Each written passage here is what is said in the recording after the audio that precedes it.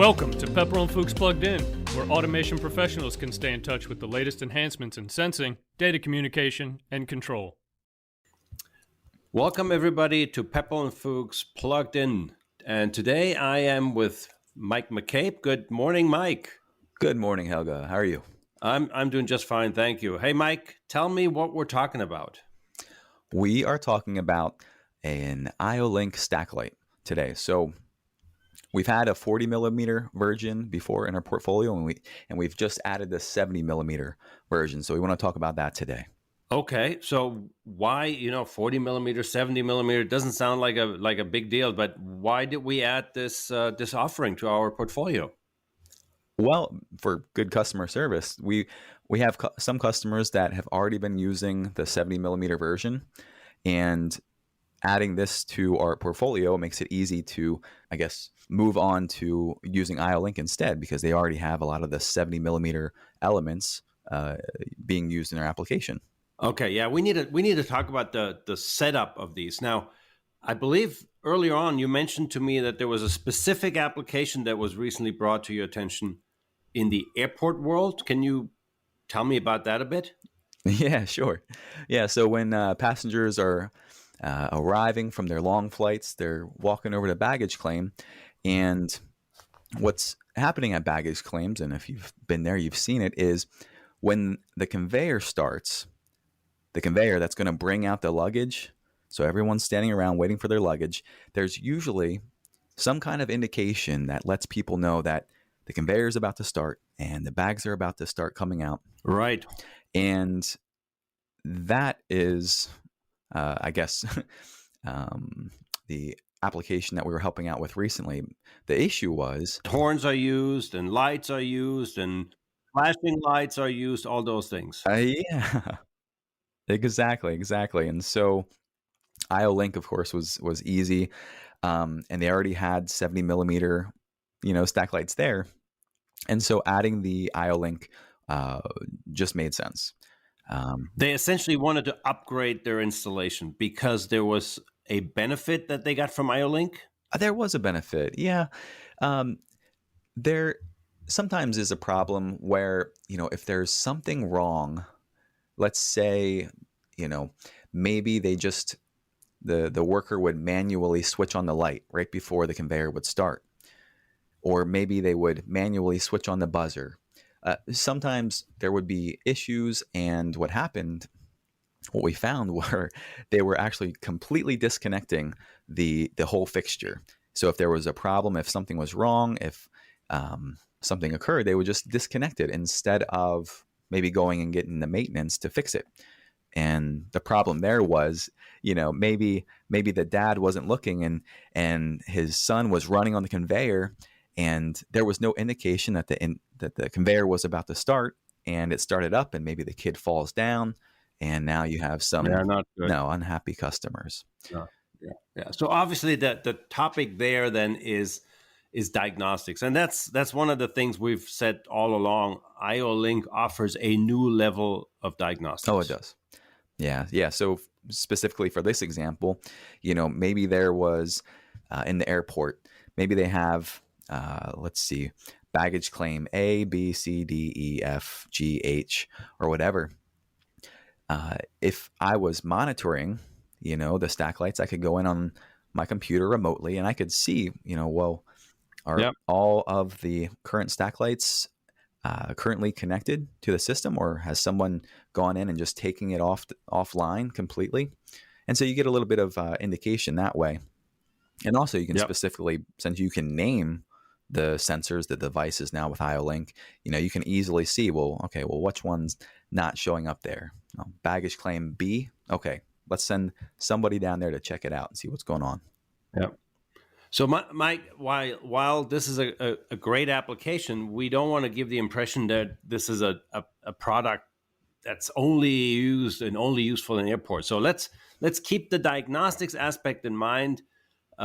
But of course, it can be used in any type of machine where you need to have indication, where you need to have advanced warning. Correct. Right? It's universal. Oh, yeah. Great. Well, these things are used all over. I mean, conveyors are used everywhere. They're really popular on conveyors, but they can be used all over factories. No, this is a very popular product.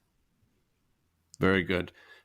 Tell me a bit about, and you indicated that at the onset of our conversation, you talked about lighting segments, lighting modules. This is a completely customizable solution. Oh, sure. Yeah. And maybe I can just paint the picture of, if someone's listening to this and they're not sure what a stack light is, I mean, it's just these little, I'm holding it in my hand right now. I have little cylinders, maybe, I don't know, a couple inches tall. And I can put one on top of the other, up to 5 in this case. And those little cylinders, they can light up different colors depending on whatever color you want. So if you want, red, green, and yellow, and then maybe a horn on top, now you have a 4-element stack light essentially.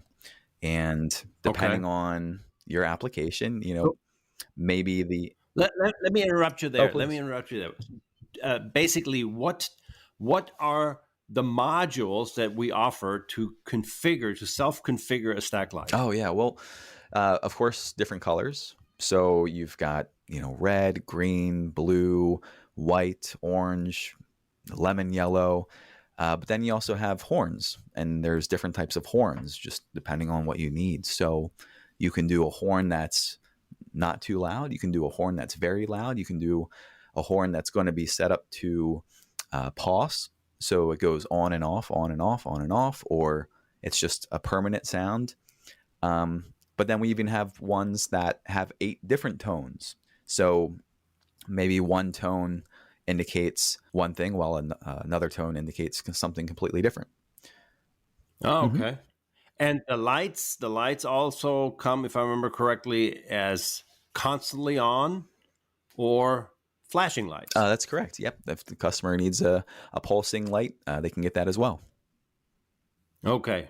So in a sense, you buy what you need. You kind of, with a bayonet type connection, click the segments together, and then you have the stack light you need. Exactly. Yep. Super easy.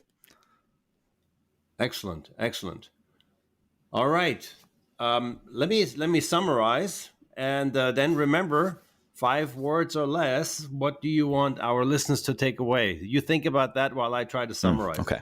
So an IO-Link stack light has the added benefit of offering diagnostics. If someone disconnects a stack light, you can know that at the PLC at the control level.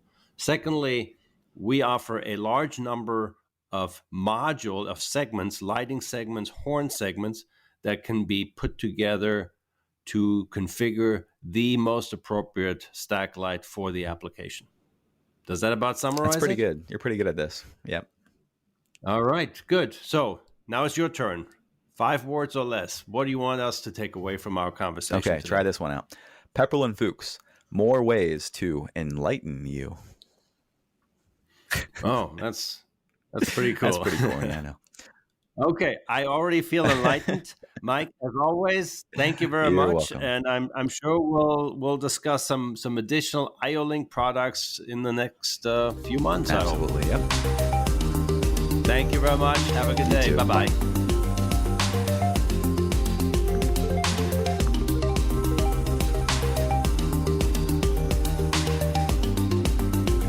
Welcome back to the second segment of Pepperl+Fuchs Plugged In. And in this segment, I have Eduardo Bustillos with me. Hello, Eduardo. Hi, Helga. Thank you for having me today. Oh, it's a pleasure.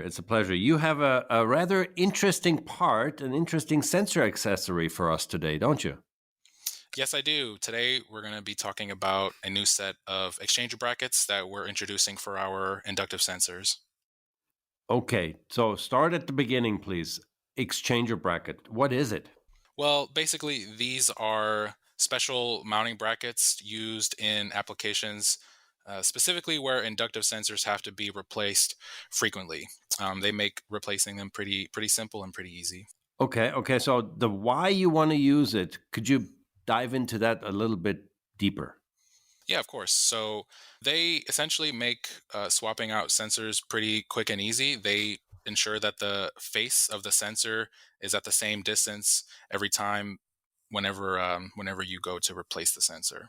So this is a product used in certain types of applications? Yes, so this is mainly used in applications where sensors are seeing a lot of damage, very demanding applications where the sensors might face some kind of abuse, and that's really where these brackets come into play.